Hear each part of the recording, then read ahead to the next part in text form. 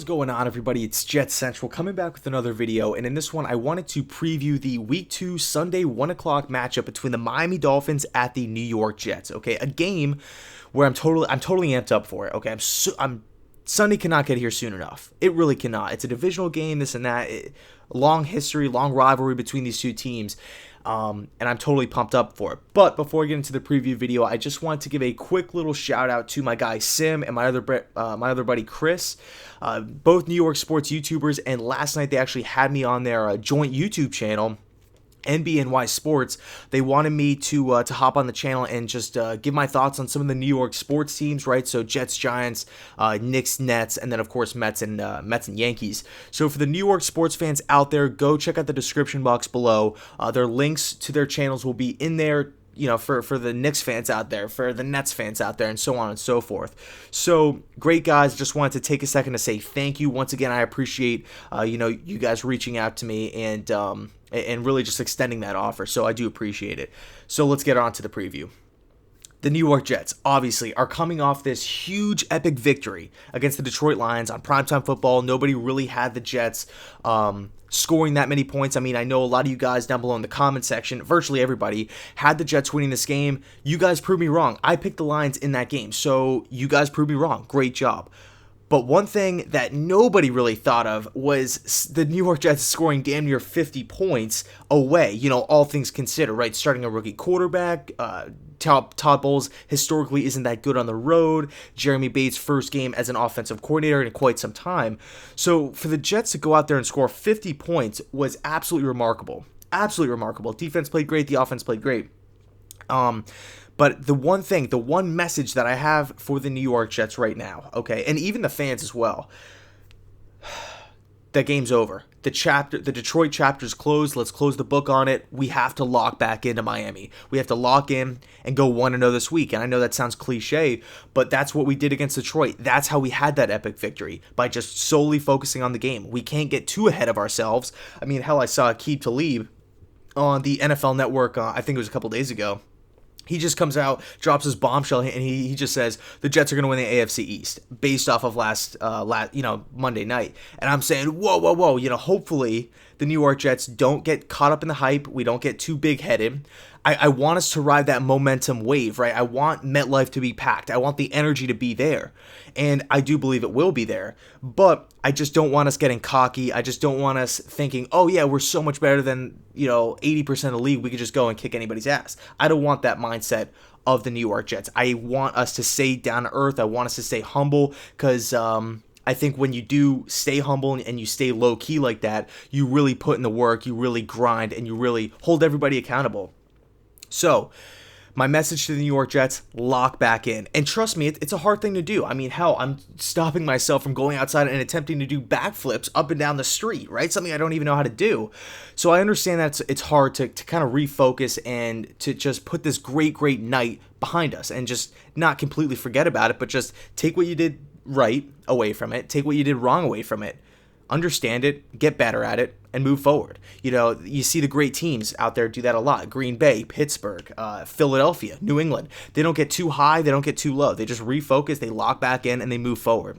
So moving on to Miami, this is a team where they actually won their Week 1 game as well. They beat a pretty formidable Tennessee Titans team, a Titans team that had some nice offseason acquisitions. So we cannot sleep on the Miami Dolphins here.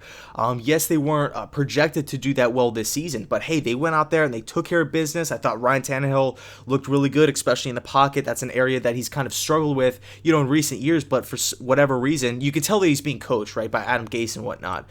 Anyway, the point is this: Miami might be a little bit better, kind of like the Jets in the sense. Miami might be a little bit better than what all these national sports media outlets are saying or projecting them to be. They might be a little bit better. So we cannot sleep on the Miami Dolphins. We have to go into this week riding the momentum wave, kind of keep it, having that swag to us, having that like underdog mentality, which I like, but at the same time understanding our opponent and respecting our opponent in the sense that we have to know that this Dolphins team went out and just kick Tennessee's ass. And a lot of people out there had the Tennessee Titans winning the AFC South. So if the Dolphins just took down a great team in the Tennessee Titans, who knows what they're going to be this season. So a few of the key points that I wanted to touch on in this game.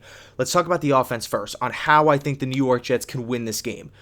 Point blank, period, number one, chip away. Okay, we have got to chip away. I feel like whenever the Miami Dolphins are in like a shootout, right, when the Dolphins have to put up a lot of points, I feel like they do a really good job of, stretching establishing the long ball and really just doing a great job consistently putting up points on the board. So if the New York Jets can hold on to the football for a long time and just chip away, not going for huge chunk plays and kind of, I don't want to say avoiding some of the good Miami Dolphins secondary members, right, like Jones and McCain and even Minkah Fitzpatrick, one of my favorite rookies coming out of Alabama this past season. I mean, I think Fitzpatrick's going to be a little bit like the Tyrann Mathieu role. Like he played slot a lot in his week 1 matchup against the Titans. But this guy's like a Swiss Army knife. I'm not saying avoid those guys, but I'm just saying there are more successful routes that we can take to move the chains on this Dolphins defense, right? So chip away, go first down, second down, third down, first down, second down, third down, first down, etc. Right? We don't have to go for the 40-yard chunk passes. Maybe later on in the game, but let's establish the time of possession. Let's hold on to the football. Let's keep our defense on the field, and let's just chip away, right? Kind of like what we the philosophy when the Jets had Chad Pennington way back in the day. However long, 12 years ago, when it was just chip away, short passing, let's keep the football, let's keep the defense on the sideline. And that's where I feel like Sam Darnold is at his best, where it's just not that much thinking, it's just instinctual, short little slant passes and stuff like that, just getting him in a rhythm early. Kind of like what we saw with Detroit, all being except for the first play. So yeah, just chip away. That's the number one goal that I have for this Jets offense on how I think we could beat the Miami Dolphins or score points in the Miami Dolphins defense. The next thing I want to see on offense is establishing a solid run game. First things first, with this point, I need to give credit where credit is due. This is a unit where I've criticized in recent videos. The New York Jets offensive line last week against Detroit, in that week 1 matchup, the offensive line got great push up front. They won at the point of attack time and time and time again. And that's why I felt this Jets offense did such a good job, because they were setting Sam Darnold up with 3rd and 2, 3rd and 4, 3rd and 3, not putting Sam Darnold in 3rd and 17. Sam Darnold wasn't really in 3rd and 11s all night long. With this run game, with the offensive line push, and granted, Miami is a completely different team. They're a completely different defense than Detroit.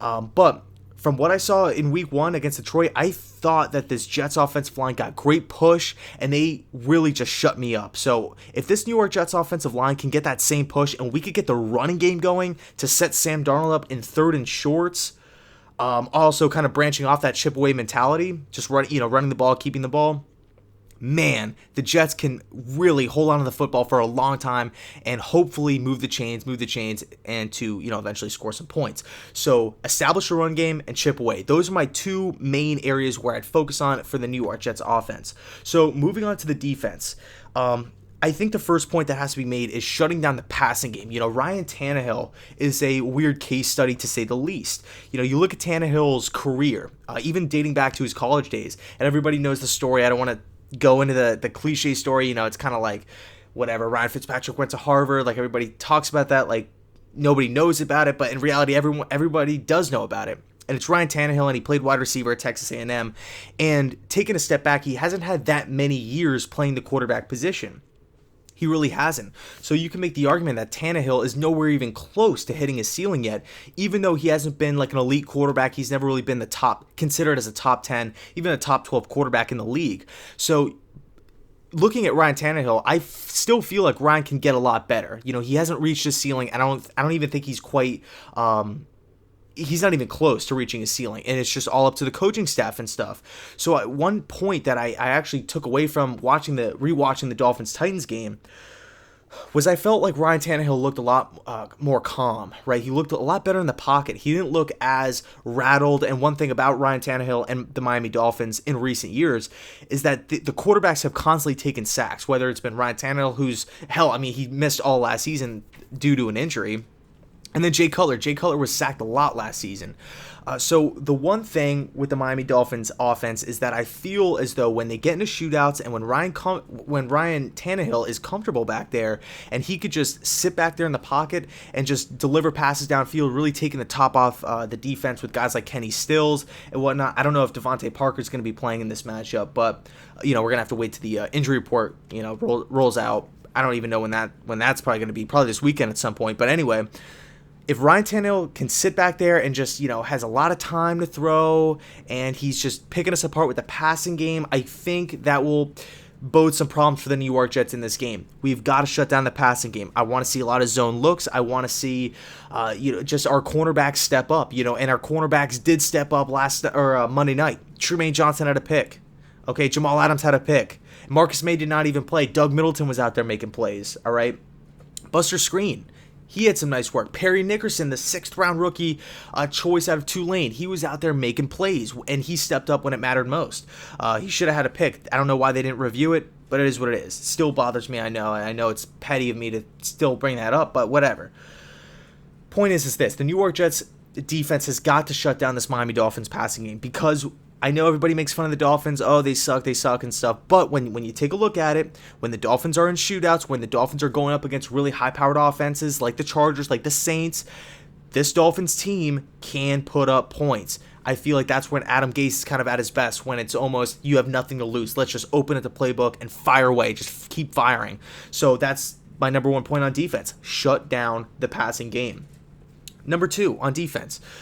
We've got to get the Miami Dolphins into 3rd and long situations, right? We can't give the Miami Dolphins a nice 3rd and 3, right? Where the whole playbook opens up, where they could go long, where they could go short, where they can hand the ball off. We've got to make the Dolphins offense a little uncomfortable. And I know it's a lot easier said than done, but if we could get Ryan Tannehill into 3rd and 11s pretty much consistently throughout the game, where he has to take 5 to 7 step dropbacks, that could be a key area where the Jets can take advantage of, because the Jets historically have been able or haven't really been able to get to the passer on little 3-step dropbacks, right? Like going up against Tom Brady and whatnot. Whenever it's like a 3 quick rhythm drop back by whatever offense it is, I feel like the Jets have such a hard time, at least with Todd Bowles. Rex Ryan was really good at coaching this, coaching against that. But as far as Todd Bowles go, I feel like when quarterbacks are in that quick rhythm, 3-step dropbacks, just it's all about timing, a little bit like of a variation of like a West Coast thing. I mean, you see it with New England. New England, Tom Brady, it's all he does: 3-step drop back, balls out. Knows exactly where to go with the football. I think if we can force Miami to make them do 5-step, 7-step dropbacks, I think that's when the pass rushers kind of come alive for the New York Jets. Granted, it's a position that we're not that talented in. We're not that deep. We don't have that much depth at that specific spot, right? Defensive end / outside linebacker.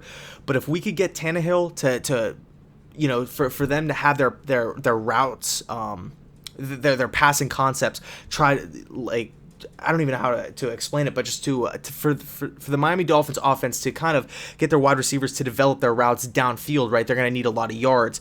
That gives the New York Jets pass rushers more time to get after Tannehill. So try to get the Dolphins into 3rd and long, 3rd and 11s, 3rd and 13s. That's kind of the sweet spot for the New York Jets pass rushers to kind of come alive a little bit. So those are my 2 goals on defense. Really shut down the passing game, because when the Dolphins get into a high scoring, we have to keep up with this team, and they're just completely just throwing haymakers. That's when the Dolphins, I feel like, are at their best, right? And taking into consideration that Ryan Tannehill looked really, really good last week against the Titans, I don't necessarily want to see Ryan Tannehill throw over 30 times in this game. I want to keep him under 30 pass attempts. That's just my thought process. I don't really know the exact stats on it, but whatever, it is what it is. So shut down the passing game and get them to 3rd and long. We don't want to see Tannehill in 3rd and short areas, and really this Dolphins offense, because I feel like they can hurt you in a lot of different ways, right? Swing passes out to Kenyon Drake and whatnot. So those are really my keys to the game.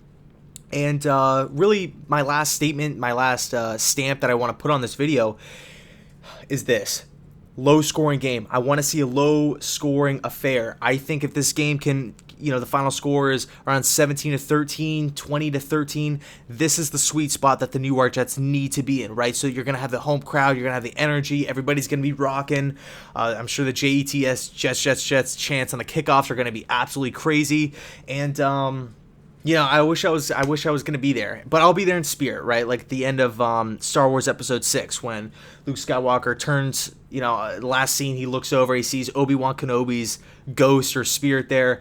I'll be at the stadium in spirit. So I wish I was there in person, but I'll be there in spirit. So thank you guys so much for watching. Let me know your thoughts down below in the comment section about this game. What do you think the Jets can do to win this matchup? And thanks so much for watching. And as always, go Jets.